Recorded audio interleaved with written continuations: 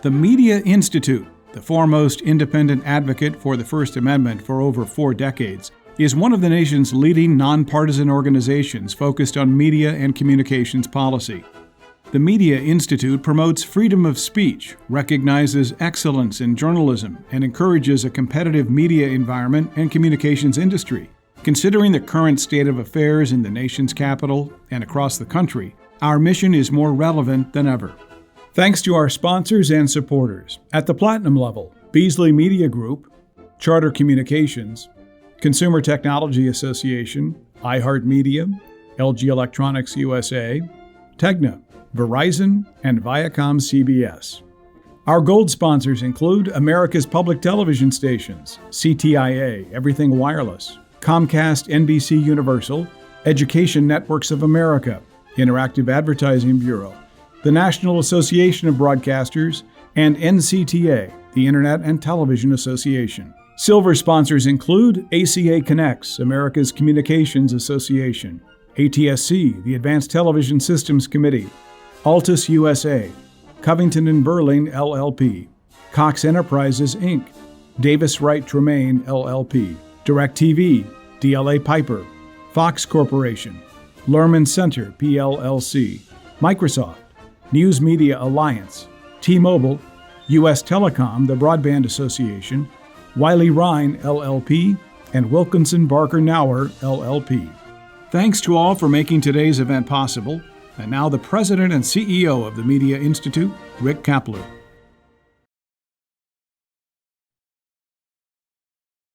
Hey, good afternoon, and welcome to our first Communications Forum Luncheon of 2022. Thank you for being with us in this virtual format today. And we're starting our series in this format, and we'll see how things go with the pandemic as we get further into the year. But we're glad that we can be with you virtually and bring you a terrific program today. Before I introduce our speaker, I'd like to extend a special thank you to our luncheon sponsors. I'm truly glad to welcome you back here.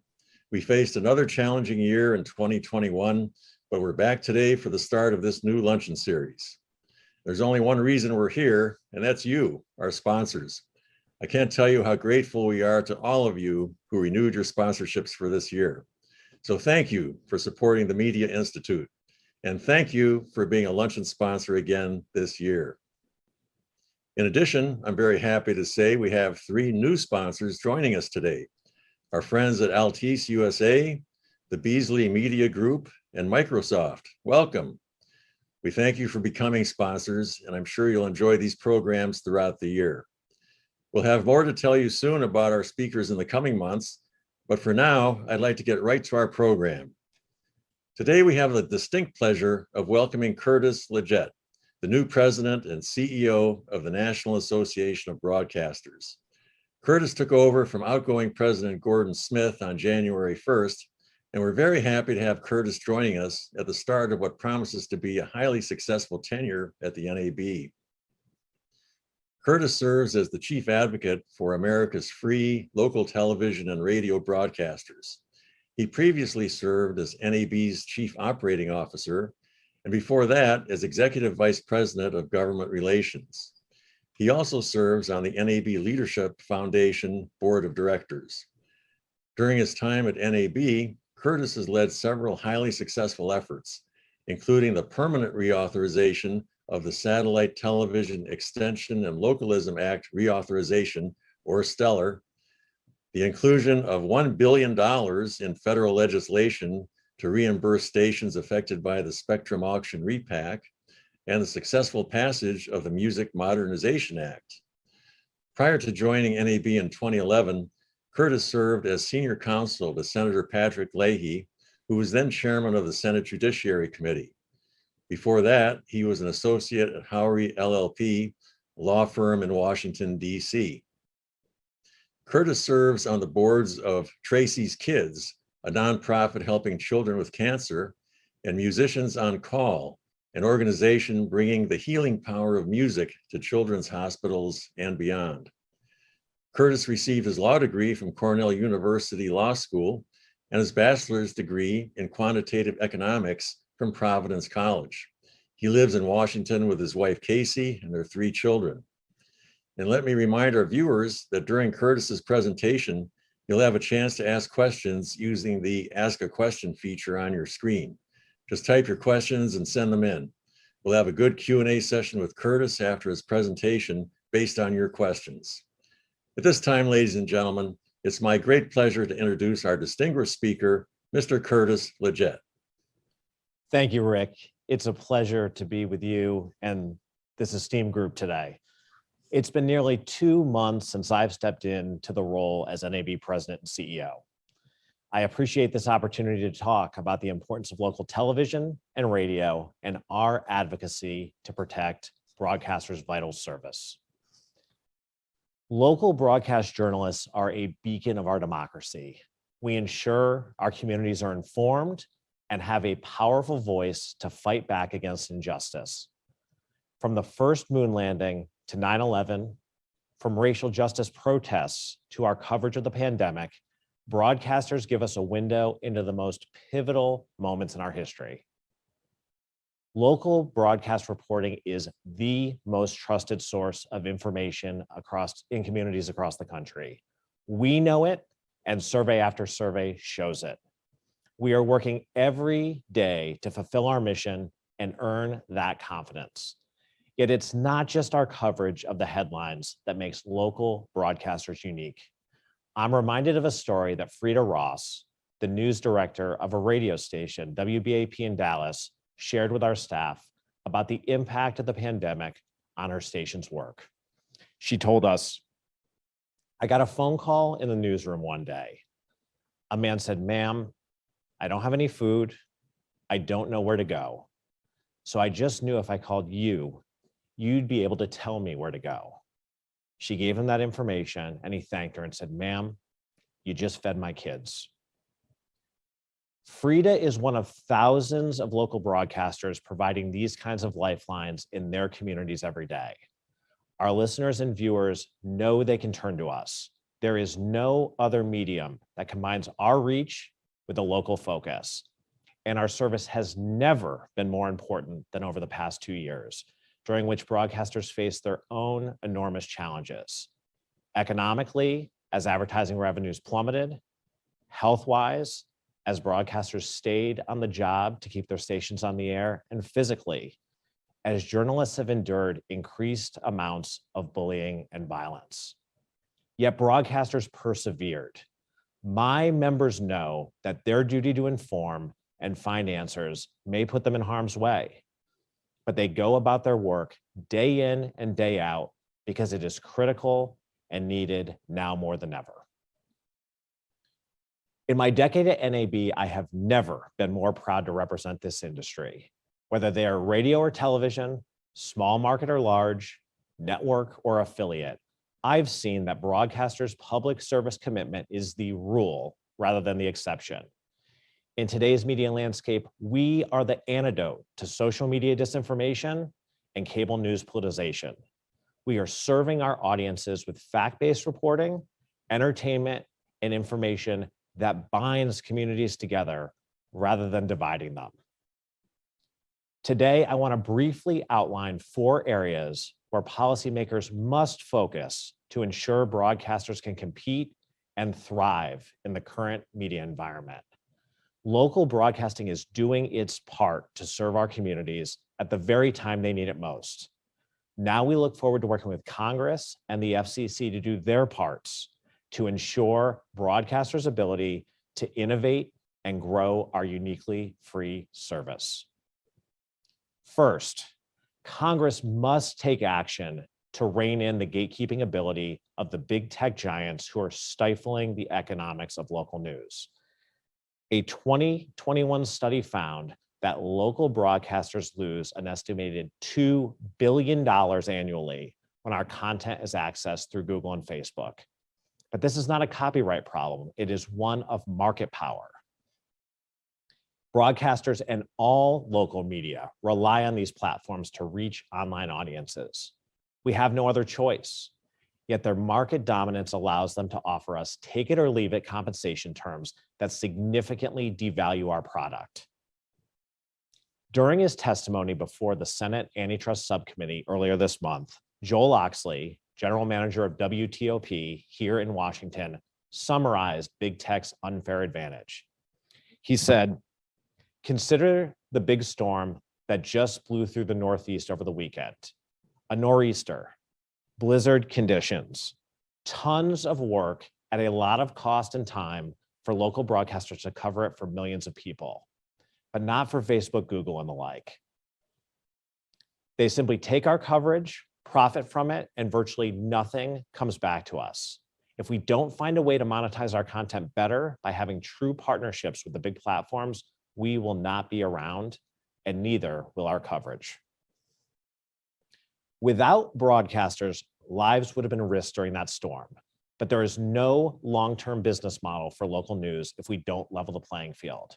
That is why Congress must pass the Journalism Competition and Preservation Act. This bill will allow stations to jointly negotiate the terms and conditions for their local content when it's accessed through the large tech platforms.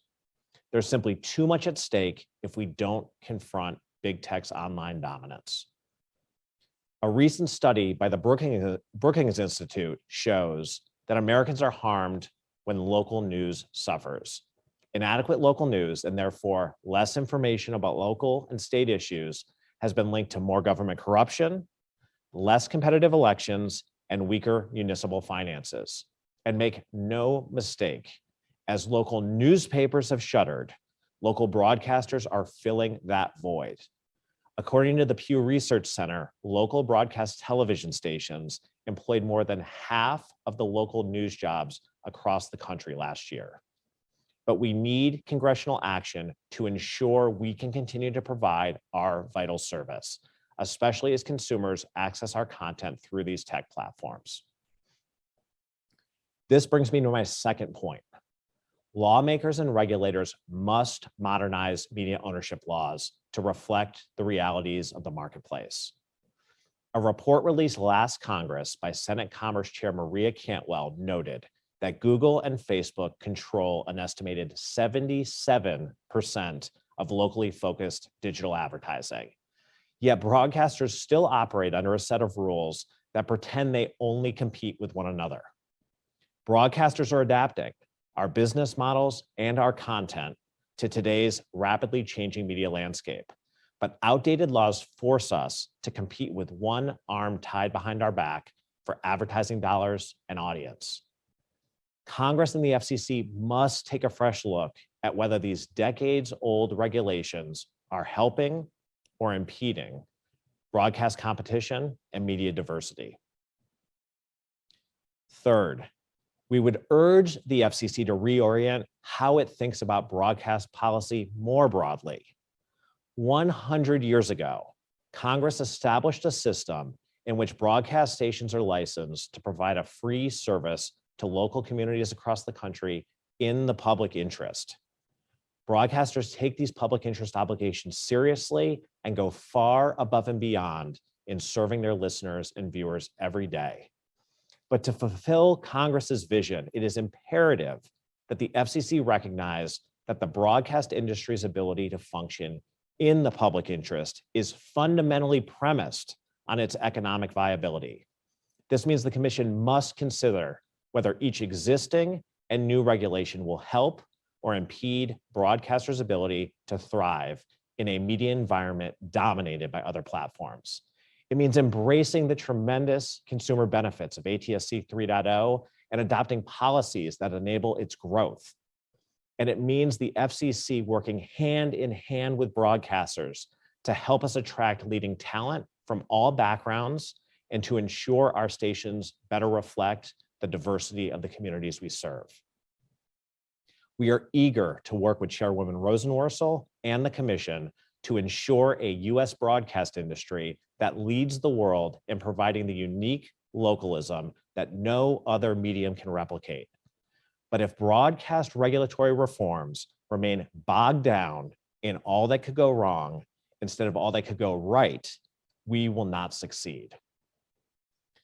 Finally, we urge congressional support for the Local Radio Freedom Act. This legislation opposes a performance fee on local radio stations that would be financially devastating and hurt their listeners.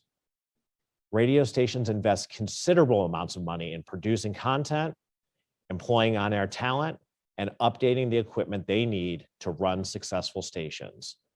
In many areas across the country, Americans' only connection during times of crisis is the voice they hear on the radio.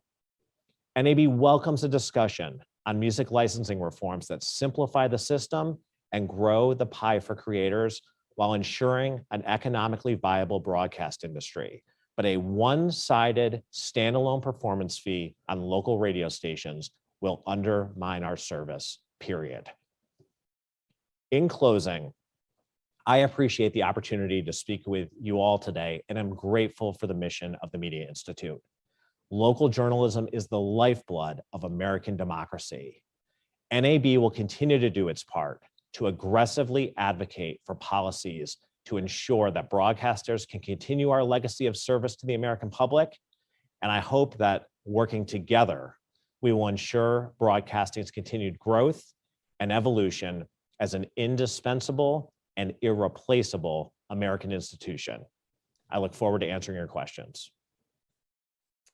Hey, thank you, Curtis. You covered a lot of ground here and some very important points. I'd like to start with a question I had here when you talked about Congress reining in the gatekeeping function of tech platforms, and I've heard you refer to that as having the right rules of the road in place. So how exactly, can you give us a little more detail on what form that would take and what would that look like exactly? Well, NAB supports a range of efforts being undertaken in Congress that will enable us to fairly negotiate with these tech platforms. I mean, the fact of the matter is consumers are reliant on these platforms to access to all their information online. So if you are in the media business, and especially the local media broadcast businesses, broadcasters are, the fact is you need to be accessible on those platforms, and they've got dominant market power to force you to take certain terms and conditions in granting access to our content. So the bill that we are primarily focused on is one that has been sponsored in the House by Antitrust Chair David Cicilline, in the Senate by Antitrust Chair Amy Klobuchar, has bipartisan support, the Journalism Competition and Preservation Act. And what that legislation would do is that it would enable local media, local broadcasters, local newspapers to gain some scale and jointly negotiate for the terms of access that those platforms have to our content. So it sounds like you're saying that broadcasters are facing the same problem that print media faced and online newspaper outlets in terms of having big aggregators take their content and resend it without the sort of compensation. So is this something you're working with the newspaper folks on, or you're going this alone? Or? We're working very closely with the News Media Alliance on this. And obviously the economics of our two industries have some differences, but as it relates to access of our content online, the economics are very, very similar. So we are attached at the hip on this, and collectively, it is just so obvious that as lawmakers are grappling with how do you ensure there is a business model for locally focused content, locally focused news, we've got to do something about these gatekeepers. And so we absolutely support doing that. You know, broadcasters are obviously a little different than the newspaper industry in that we've got other forms of distribution that consumers continue to rely on in heavy numbers, but we all see where this is going. We see where viewer trends are going, and we need to rein in this problem before it's too late. Viewer question here. The FCC has not acted on the 2018 quadrennial review. Will NAB take the agency to court over that inaction? And if so, when would that happen? I don't want to get ahead of our legal team here, but certainly we feel that the necessity for the FCC to update its media ownership rules could not be more existential. And the reality here is the world has changed so dramatically in the decades since the current rules that we're operating under were enshrined. And these rules basically contemplate a reality where broadcasters are only competing against one another, television and radio, for advertising dollars and audience. And that's just simply not the reality of today's marketplace. We know that as consumers, and certainly our business people know that. So if we are going to solve this problem that everybody in Washington is talking about with regard to big tech, its impact on the media landscape, there's two sides to that coin. One side is taking some action to rein in big tech itself. The other is updating the laws that will enable other media, in this case, local broadcasters, to successfully compete. Member after member of Congress, when we go into their offices, talk to us about their appreciation for the locally focused service we're providing in their communities, not just as it relates to journalism, but as it relates to content that keeps communities informed about one another, keeps them connected. I mean, we are that connective tissue in local communities. But how do we survive when we're competing for the same advertising dollars, the same audiences that Google and Facebook are, when they've got no constraints locally and no constraints on a national level? And so we are going to urge the FCC, Congress, and the courts to take a hard look at this. Mm-hmm. A related ownership question, dual networks probably is not a huge issue. So which are the top one or two rules or limits that you would want to see changed? Well, I think there's two sides to this.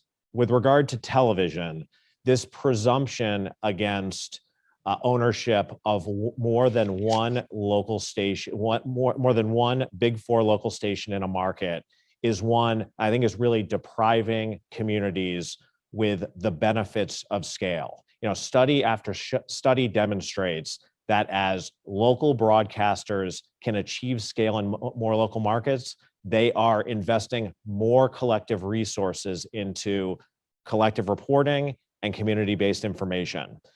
The second, I'd really point to the radio industry.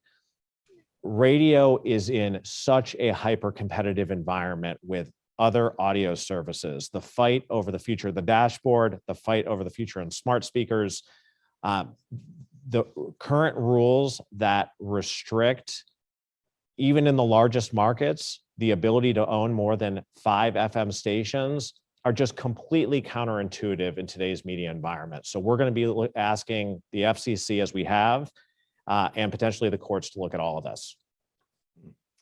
Okay. Now, what do you see as the key elements of ATSC 3.0 that will help broadcasters continue to serve their communities in this modern media landscape? Consumers have so many options today that our ability to provide the most immersive viewing experience, the most immersive audio experience in order to compete with what's happening on the streaming platforms, where, you know, day after day, more content's available in 4K HDR, more content's available in Dolby Atmos. We need to be at the table with the ability and a transmission standard that will allow us to compete on quality. So first and foremost, I think our ability there just to provide consumers what they're looking for in terms of quality is a key benefit. The other, though, is ATSC 3.0 opens a range of possibilities in terms of how you're accessing broadcast content, getting away from the big screen onto mobile devices. You know, there's going to be work that needs to be done on the business models there, but the most important thing that the FCC can do is pave the way for us to be competitive in those marketplaces. And then from a business perspective, you know, we have been really working hand in glove with the consumer electronics manufacturers. There are a range of possibilities of what we can do with that spectrum on ATSC 3.0. I think the sky is really the limit here. So long as we remain focused, and we truly look forward to working with Chairwoman Rosenworcel and this commission on a regulatory framework here that incentivizes innovation here and gets this thing off the ground. So that's really the focus. Mhm. And what about recent reports that indicate overall viewership of TV has dropped under 50%, while streaming audiences now represent more than 50% of viewership? Is this something that can be solved through technical means, or to try and get some of that viewership back, or economic means, or what do you see happening here? So I think there's two sides to it, and I appreciate the question. I mean, the first is it underscores the necessity to do what all of my members are doing, both frankly on the television side as well as the radio side, which is, exploring different ways in which they can reach their audiences wherever, however those audiences want to consume content. So yes, some of that is going to be done through traditional means, whether it is over the air, whether it's access through a cable or satellite service, but increasingly, our content's being accessed through over-the-top providers. Our members are investing in their own apps. I don't need to tell this audience about just the plethora of options available, but so much of that is broadcasting, and it's not just the large networks. Every local station group in the country is experimenting with the best ways to allow viewers to access their content. So that's really the first piece. But the second piece really just underscores that what you just described is today's media landscape. Yet our station groups cannot invest in their businesses the same way an Apple or an Amazon can. We are really held down by constraints based on FCC rules, constraints based on sort of an antiquated notion of market definition at the Justice Department, and we're providing a service that no one else is doing. So, when we have these conversations with lawmakers, with the commission, about how do we get more of your locally focused service that viewers, that listeners trust, the best thing that Washington can do is enable us to compete. Mm-hmm. I know you mentioned too that the FCC has to consider the economic impact of new regulations. I'm sure that must tie in as a part of that too, whether they help or hurt local broadcasters. Well, look, the reality here is that if the business model existed, no one would disagree with the notion that every community in the country ought to have an independently owned station that can compete where the business model is there for a complete investment in local content, and that still has the ability to compete with Google and Facebook. But that economic reality just simply isn't there. So our ask to policymakers is to not let the perfect get in the way of the good. And if we are able to demonstrate, which I think we have done a tremendous job, and our legal team has done a tremendous job of putting this data in the record, that in many instances, allowing broadcasters to achieve scale results in more local content, more community focus, better emergency services. How do we strike this perfect middle ground of allowing the right level of scale to allow broadcasters to compete without removing us from our local communities? I think we can do that hand in hand with the FCC, but it takes a really renewed, open-minded approach. Mm-hmm. Here's another viewer question. How can the broadcast industry make a younger audience more aware of over-the-air broadcast? The viewer consistently hears that cord cutters don't know it as an option. That is a fantastic question. I think the industry is doing a lot of great things in that regard.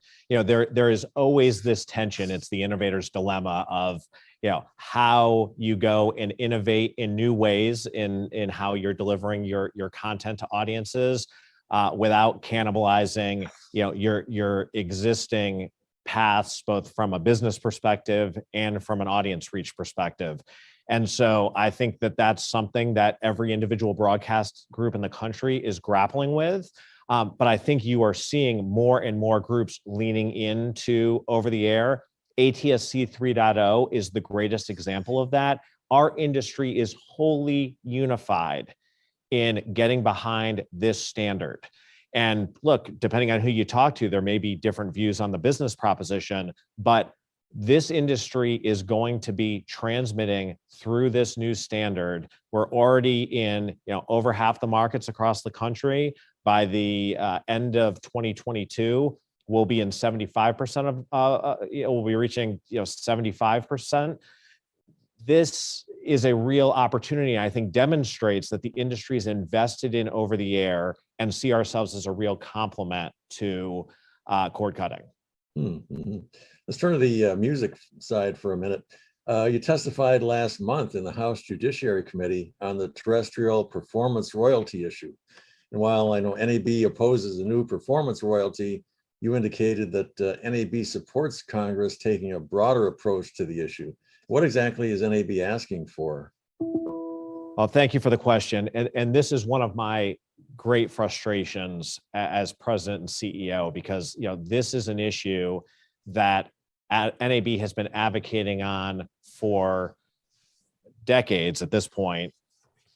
When I was on Capitol Hill, it was an issue that was really very much front and center for Congress.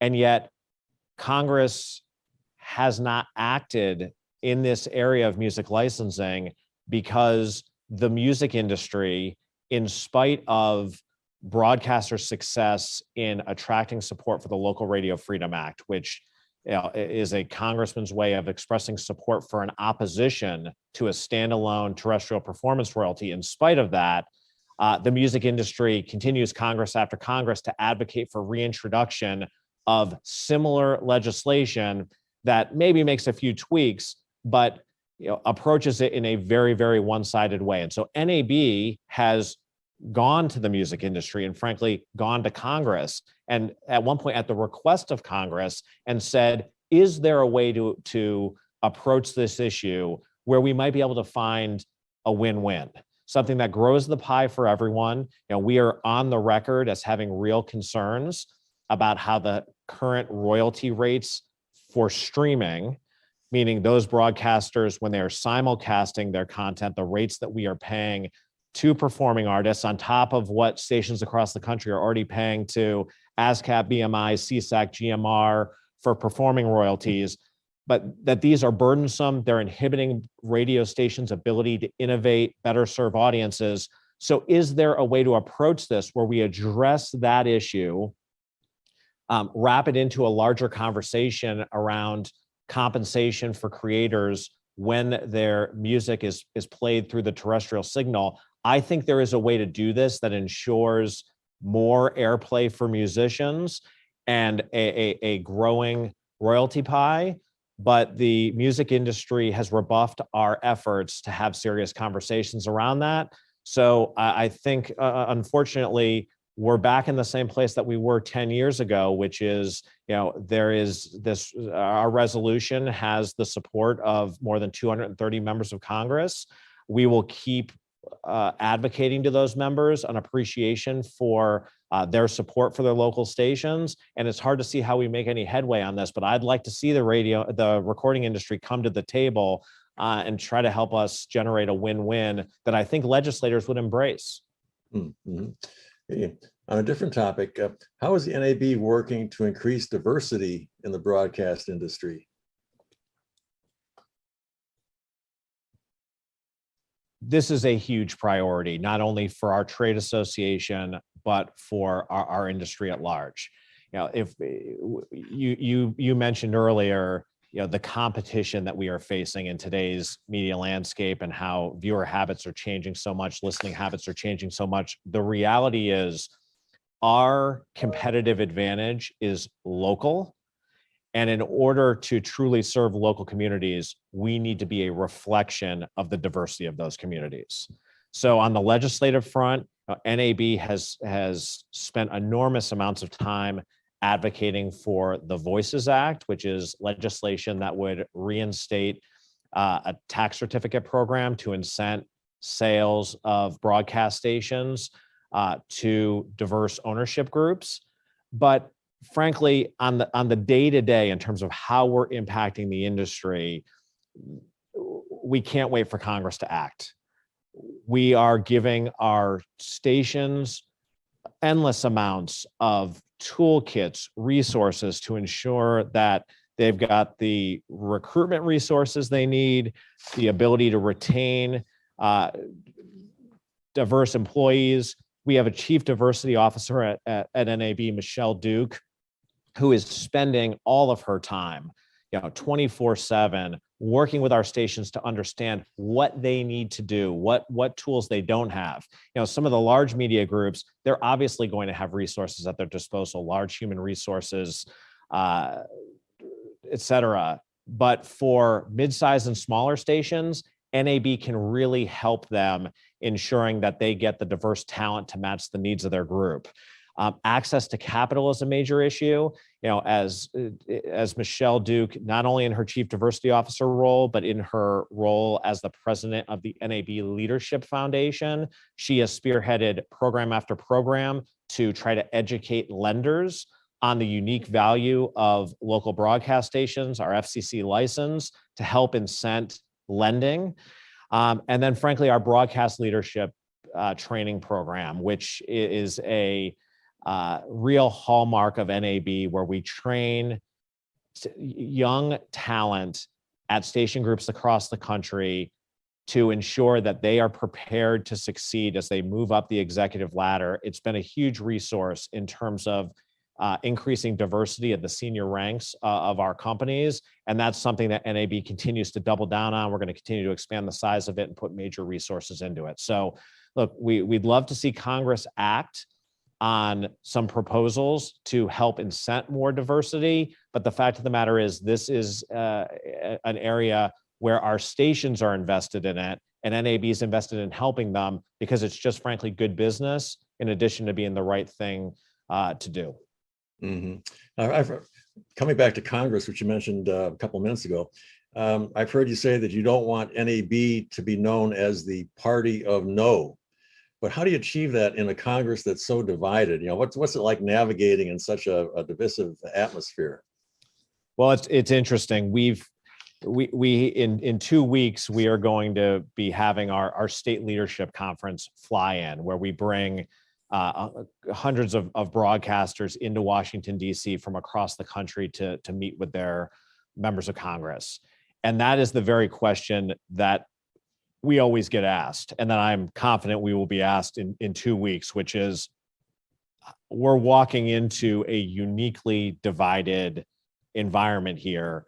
How do we get our message across? And the reality is, you lean on what broadcasters are, which is, we are local, we are trusted. Our issues do not register Republican or Democrat. They truly register local. And that's why when you look across, the policy priorities, some of which I outlined earlier in this space, but the areas where NAB has been successful from an advocacy perspective, where we have real support, it's all bipartisan. And the unlikeliest of allies are going to be our recipe for legislative success. And so that support is generated by those members' appreciation for what their stations are doing in their district. And so, when you look at what are these members on both sides of the aisle, sometimes the polarized sides of their respective parties have in common. Many of them have in common the fact that they can turn to their local broadcaster and know that they're not going to get an agenda driven by partisan politics, that they are going to get a fair shake, and that we are going to have a very trusted, community-focused message. I'm not sure that was your picture back. I thought we lost your picture there for a minute. We could hear you fine. Okay. Let's come back to the FCC now, maybe in a sense of summing up a bit. What broadcast-related issues does NAB want Chairwoman Jessica Rosenworcel to focus on?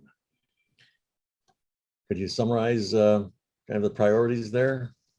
Well, I think on our television side, first and foremost is ATSC 3.0. And my message to the chairwoman is broader than just the individual areas that the commission technically needs to take a look at in order to enable us to broadcast the signal. More broadly, if broadcasters are going to achieve our potential here, which is continuing to offer a vital local service, we look forward to partnering with the chairwoman, with this commission, to help us, to cheerlead for us, because we have a joint interest in all the values that broadcasters bring to bear when we are economically successful in local communities. ATSC 3.0 is a huge part of that. We've heard the chairwoman say time after time the extent to which she values broadcasters' unique voice in communities. So we're excited to partner with her to ensure that ATSC 3.0 is not just successful from a technical perspective, that we can do it, but that we have set up a model where broadcasters will actually invest in this business side by side with consumer electronics manufacturers and reach audiences in ways that will really serve to benefit American communities by giving them an continued alternative to cable news and social media. Good. So we're getting near the end of our time here, but coming back to the NAB, how's the convention looking for the show looking for April? Are you confident that you'll be able to carry it off? 100% confident. I say that within the world of what we know now, of course, but the reality here is there is pent-up demand from the entire NAB show community. That's our exhibitors, it's the broadcast industry. Frankly, it is the broader range of media that make up a vast share of the attendees at that show. There's a pent-up demand to be there in person, to do business.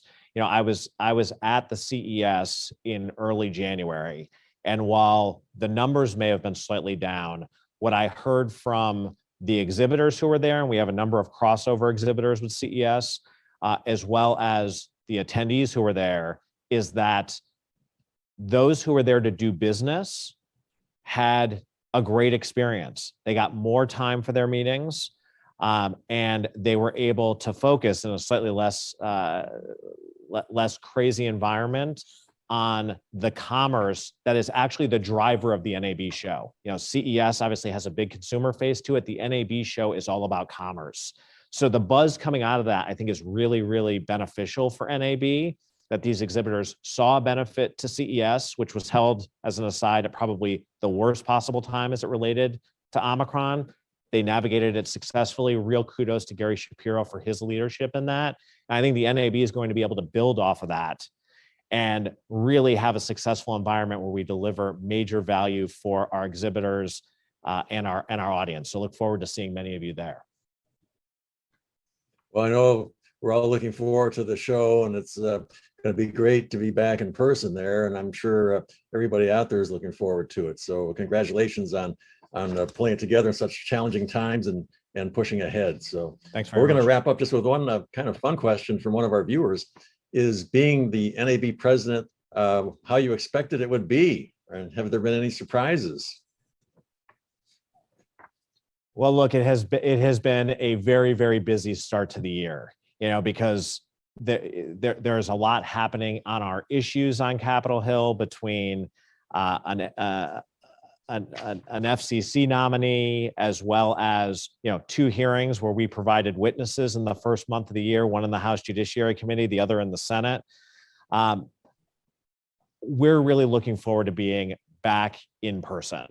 And that goes with regard to our workforce here at our association, our ability to get out and see our membership. You know, as a trade association, we are only as good as our ability to channel policies that will matter to local stations across the country. And so we're very, very committed to ensuring that our policy is not just shaped in the DC bubble, that it is one that truly reflects the needs of stations across the country, television, radio, large market, small. And the only way we can do that, frankly, is to be with our membership in person. And so on one hand, it has been a fast start to the year, and it's what I expected in that regard, because NAB is always active on behalf of our membership across a number of issues, and we've got some unique opportunities right now. But I'm lamenting the fact that we don't have that intimate relationship with our membership right now. I mean, certainly we're doing everything virtually the same way everything else is, but where I think we will really succeed is when we can get back to being together in person. Well, thank you, Curtis. Well, thank you for a very enlightening presentation today. You covered a lot of territory, and glad to hear that you're off to a fast start there personally, and we wish you every success for the future. We know NAB will continue to grow and do great things under your leadership, and we're happy for you. And of course, we wish your predecessor, Senator Gordon Smith, well as he continues to work with you. And we know that great things are ahead for all our friends there at the NAB. So thank you, Curtis, for being with us, and we look forward to continuing our great collaborations. Thank you very much, Rick.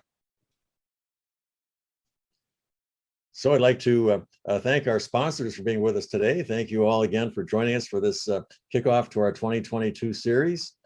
Special thanks to Dave Arland and his team at Arland Communications for producing today's event. And again, a special thank you to our great speaker, Curtis LeGeyt of the NAB. So thank you for joining us today, and we'll look forward to seeing you next time. Have a good afternoon. Thank you to our guest speaker today. Thank you to the Navy Band, and a big thank you again to our sponsors. We'll see you next month.